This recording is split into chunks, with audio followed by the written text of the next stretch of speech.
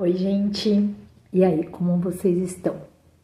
Estão gostando do capítulo 7? Nós já vamos agora para a parte, desculpem, parte 4 do capítulo 7, a Revolução Humanista. Como vocês puderam ver, na parte 3, a coisa começou a ficar mais complexa, né? Porque trouxe as ramificações, né, do humanismo. E aí, nessa parte 4, o Yuval Noah Harari... gente, você tá chegando agora, você ainda não me conhece, eu sou Rosângela Carvalho e o objetivo deste canal é compartilhar conhecimento por meio da leitura. E o Yuval Noah Harari, como eu ia dizendo, é o autor deste livro aqui, que é a nossa leitura atual, Homo Deus, uma breve história do amanhã, que a gente tá aqui, né, trabalhando, suando... há pouco mais de 2 anos para ver se a gente consegue concluir essa leitura, compartilhar com vocês. E agora, gente, eu tenho fé que agora vai. Contem comigo, acreditem em mim, por favor. Obrigada. Bom, nessa parte 4, ele vai falar das guerras humanistas da religião. Lembrando que ele chama humanismo de religião, tá? Não é a religião como a gente conhece, né? Lembra que já desde os Sapiens, né? O Yuval, ele vai trazer essa questão das ordens imaginadas pelo humano. Então, ele trata o capitalismo como religião, a ciência. Então, ele traz como crença, né? Tudo que é uma religião é uma crença, aquilo que você acredita. E aí, nessa parte, ele vai trazer um panorama do século XX, das coisas que aconteceram entre essas ramificações do humanismo. Então, já vou ler o primeiro trechinho para vocês. De 1914 a 1989, uma guerra religiosa assassina foi travada furiosamente entre as 3 seitas humanistas. E no início, o liberalismo sofreu uma derrota após a outra. Não só os regimes comunistas e fascistas se apoderaram de numerosos países, como o cerne de ideias liberais foi exposto como, no melhor dos casos, ingênuo, se não extremamente perigoso. Dê liberdade aos indivíduos e o mundo vai usufruir de paz e prosperidade. Acredite se quiser. Então, ele vai fazendo aqui ele vai fazer esse passeio histórico pelo século XXI. Eu vou trazer só os trechos para vocês, não vou me aprofundar muito nessas questões, porque são questões históricas, vocês podem pesquisar e se aprofundar se houver o interesse. O meu intuito principal com essa leitura é como nós, enquanto humanos, podemos nos melhorar. Então, os fatos históricos, eles contribuem para a reflexão, mas o que está no passado, infelizmente, não pode ser mudado. Então, as pessoas que morreram diante dessas guerras, as pessoas que foram prejudicadas diante dessas guerras, a gente não pode mudar esses fatos. O que a gente pode é tentar evitar guerras futuras, tentar sermos melhores para o futuro. Então, eu vou lendo e vou parando um pouquinho, acrescentando alguma coisa de acordo com o que eu acreditar que seja viável, mas não vou me aprofundar muito, tá, gente? Ele traz, vocês sabem que ele é rico em detalhes, mas a gente está num vídeo que a minha intenção não é que ele seja muito longo, então a intenção é trazer o principal para a gente refletir neste momento, tá bom? A Segunda Guerra Mundial, que em retrospectiva é lembrada como uma grande vitória liberal, dificilmente era vista assim na época. A guerra começou como um conflito entre a Aliança Liberal poderosa e uma isolada Alemanha nazista. A Segunda Guerra Mundial. Os alemães só foram vencidos quando os países liberais se uniram à União Soviética, que suportou o ônus do conflito e pagou um preço muito mais alto. 25 milhões de cidadãos soviéticos morreram na guerra. Gente, 25 milhões de pessoas, vocês conseguem imaginar? Comparados a 1 milhão de britânicos e 500 mil de americanos, muito do crédito pela derrota do nazismo cabe ao comunismo. E, pelo menos no curto prazo, o comunismo foi também o grande beneficiário dessa guerra. A União Soviética entrou na guerra como um isolado pária comunista e dela emergiu como uma das duas superpotências globais e líder de um bloco internacional em expansão. Então, olha quantas pessoas morreram aí, né? Eu não fazia ideia desse número, tá, gente? Meu conhecimento das guerras, das coisas que ocorreram durante o século XXI ou séculos anteriores é muito raso. Vocês sabem que a nossa história que é ensinada na escola, ela é muito superficial. Então, você vai ter aprofundamento dos fatos conforme for do seu interesse estudar e aprofundá-los. Então, não tinha, assim, não fazia ideia desses números, mas uma coisa que a gente sabe, e quem tem aí mais ou menos a mesma idade que eu, né, que tá aí nos 40 a mais, quase 50, sabe dos dois blocos de superpotências que a gente teve por muito tempo, né, da União Soviética, Estados Unidos, a Guerra Fria e tal, que vem desse pós-Segunda Guerra Mundial, né, que a gente viveu esse conflito silencioso. E aí ele vai continuar contando aí esse panorama histórico, tá, gente? Então, nas décadas de 60 e 70, a palavra liberal suscitava em muitas universidades ocidentais a ideia de abuso, né? Lembra que os liberais pensam só neles mesmos. Ele traz aqui uma definição que eu achei interessante. A democracia liberal cada vez mais se parecia com um clube exclusivo de imperialistas brancos em processo de envelhecimento que tinha pouco a oferecer ao resto do mundo, ou mesmo à sua própria juventude, né? Então, o liberalismo, né, da supremacia branca, né? A gente compreende isso, tá? Ela é de todo ruim? Não, tem algumas coisas que aconteceram aí no decorrer da história que são crédito deles, mas a gente sabe que na questão da opressão, né, da classe trabalhadora e tal, a supremacia branca, ela está totalmente envolvida nisso. Então, houveram vários conflitos, né, entre a década de 60 e 70, principalmente em 1968, teve vários conflitos. Ele traz aqui uma onda, deixa eu ler para vocês. Em 1968, a onda estourou com a irrupção de protestos e tumultos em todo o mundo ocidental. Forças de segurança mexicanas mataram dezenas de estudantes no famoso massacre de Tlatelolco. Estudantes em Roma lutaram com a polícia italiana na assim chamada Batalha do Vale de Giulia, e o assassinato de Martin Luther King foi o estopim para dias de tumultos e protestos em mais de 100 cidades americanas. Em maio, estudantes ocuparam as ruas de Paris. O presidente de Gaulle fugiu para uma base militar francesa na Alemanha. Os cidadãos franceses bem-nascidos tremiam em suas camas sonhando com guilhotinas.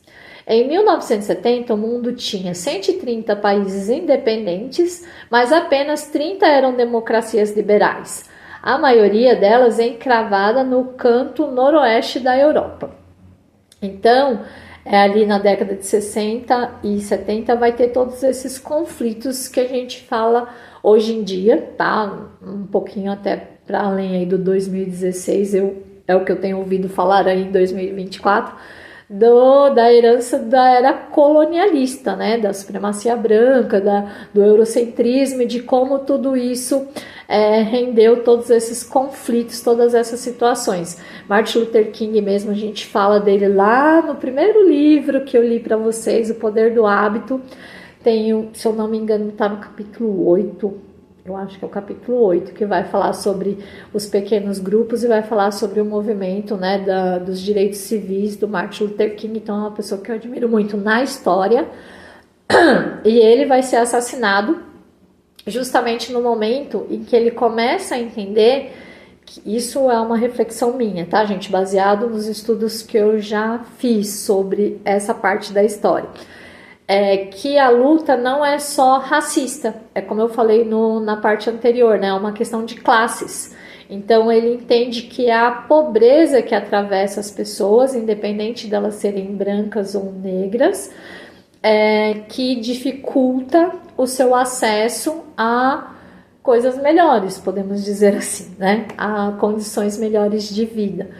E então ele é assassinado neste momento que ele começa a abranger essa luta para um patamar maior, além só das questões dos direitos dos negros, né, de ir e vir, que começa lá na questão do ônibus, e aí vai avançando durante os 12 anos que ele faz essa militância pelos direitos civis até ele ser assassinado. Então é um marco histórico muito grande, o assassinato dele e tudo que ele deixou como legado. Assim, eu tive a oportunidade de ler a autobiografia dele e é uma história assim muito interessante. Por isso que eu falo que é nesse momento, porque daí ele começa a compreender e aí ele sofre retaliação do próprio grupo dele, né, de que não pode, né, não pode juntar brancos e negros numa mesma luta, né, não pode juntar pessoas, né, ele era um pastor, não pode juntar pessoas de outros credos numa mesma luta, não pode um monte de coisas. E na verdade,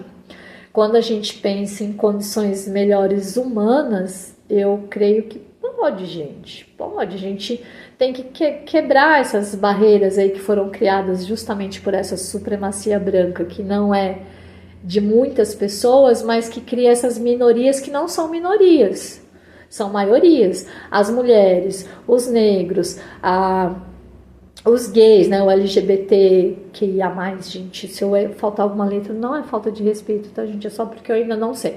Mas todas essas lutas, se unissem numa questão de direito, nós seríamos maioria.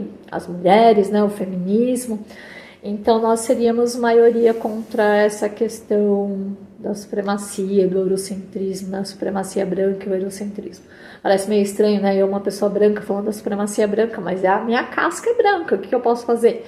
Mas a história está aí, eu não posso negar a história que aí está. O que eu posso é tentar fazer uma coisa melhor agora, mesmo tendo essa casca branca. Então, vou ler mais um trechinho aqui para vocês. A democracia liberal só seria salva por meio das armas nucleares.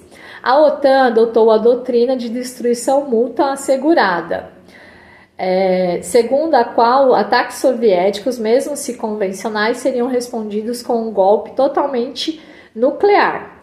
Sem as bombas, não teria havido Woodstock, nem Beatles, nem supermercados superlotados.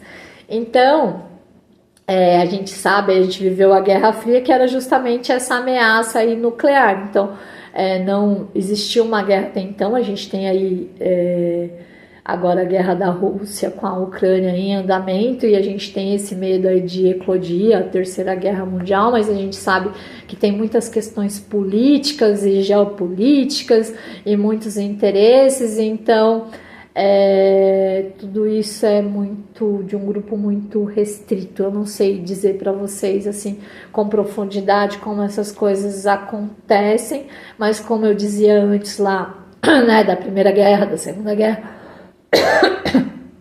as guerras, elas são decididas por uma minoria. Então eu creio que até se vai explodir o mundo todo ou não vai explodir o mundo todo, também vai ser essa minoria que vai decidir. E eu creio que neste momento eles ainda não estão querendo se explodir mutuamente. Então por isso que essa guerra aí tem um pouco mais de um ano e não se expandiu, porque não é do interesse geopolítico, digamos assim. A gente sabe que muitas pessoas estão sendo mortas lá, tem condições de vida surreais lá nesse momento, e a gente tem outras guerras acontecendo em vários outros lugares, né? A gente tem a faixa de Gaza, e eu não entendo muito, então não vou me aprofundar nesse sentido, mas a gente sabe que há vários conflitos no mundo acontecendo neste momento, mas a bomba nuclear, né, não explodiu ainda, a gente espera que ela não exploda, porque ela vai ser decisão de uma minoria, ela está sob controle de uma minoria. Então, o nosso futuro é incerto. Mas se não fosse as bombas lá naquela época, nós não teríamos tido alguns avanços e esses 70 anos de paz aí, de Guerra Fria que a gente viveu desde lá do final da Segunda Guerra Mundial até pouco tempo atrás aí, que a gente não tinha assim tantos conflitos.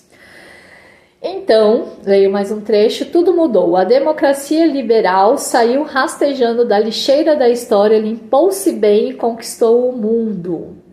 Né? Até a Rússia hoje finge ser uma democracia atualmente. Doce ilusão, né, minha gente? Mas seguimos. Eu tô lendo aqui um trecho do livro, não vou entrar, como eu disse, não vou aprofundar nessas questões, não. Vamos continuar aqui com a história. Então, resumindo, se um liberal caísse no sono em junho de 1914 e despertasse em junho de 2014, ele se sentiria muito bem em casa. Mais uma vez, as pessoas acreditam que se você der ao indivíduo mais liberdade, o mundo vai usufruir de paz e de prosperidade. O século XX inteiro parece ter sido um grande erro. Claro que essas décadas não foram perda total, pois nos deram antibióticos, energia nuclear e os computadores, assim como o feminismo, o pós-colonialismo e o sexo liberado, que são essas questões que a gente estava falando, né? Da supremacia branca, vem desse pós-colonialismo, aí tem as questões do feminismo, tem as questões de gênero, então tem várias questões ainda que estão aí em ebulição e que a gente ainda está tentando compreender e entender, porque tudo isso nos atravessa todos os dias, né, na nossa realidade. Então, muitas coisas mudaram. Aí vou continuar aqui mais um trechinho. Em acréscimo, o próprio liberalismo aprendeu com a experiência e é menos convencido de si do que era há um século atrás. Então, ó, tá vendo? Até o liberalismo ficou um pouquinho mais humilde, podemos dizer.